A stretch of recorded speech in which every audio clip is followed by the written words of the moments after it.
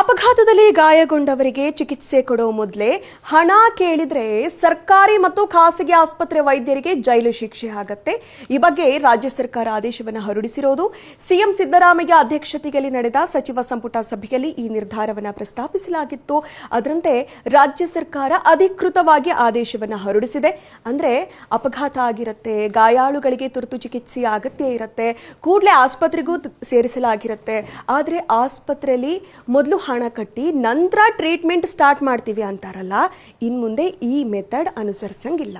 ಯಾವುದೇ ಗಾಯಾಳು ಯಾವುದೇ ಟೈಮ್ಗೆ ಬಂದರೂ ಕೂಡ ಹಣ ಕಟ್ಟಿಸಿಕೊಳ್ಳೋದಕ್ಕಿಂತ ಫಸ್ಟ್ ಟ್ರೀಟ್ಮೆಂಟ್ನ ಸ್ಟಾರ್ಟ್ ಮಾಡಬೇಕು ಅಂತ ಸರ್ಕಾರ ಹೇಳಿದೆ.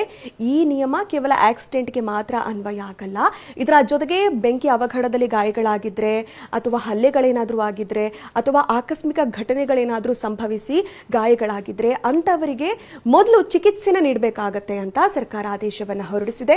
ಒಂದು ವೇಳೆ ಈ ನಿಯಮದ ವಿರುದ್ಧ ಹೋದರೆ ಅಂತಹ ವೈದ್ಯರಿಗೆ ಜೈಲು ಶಿಕ್ಷೆ ನೀಡಲಾಗುತ್ತೆ ಅಂತಾನೂ ಖಡಕ್ ಎಚ್ಚರಿಕೆಯನ್ನ ಕೊಟ್ಟಿದೆ ಸರ್ಕಾರ.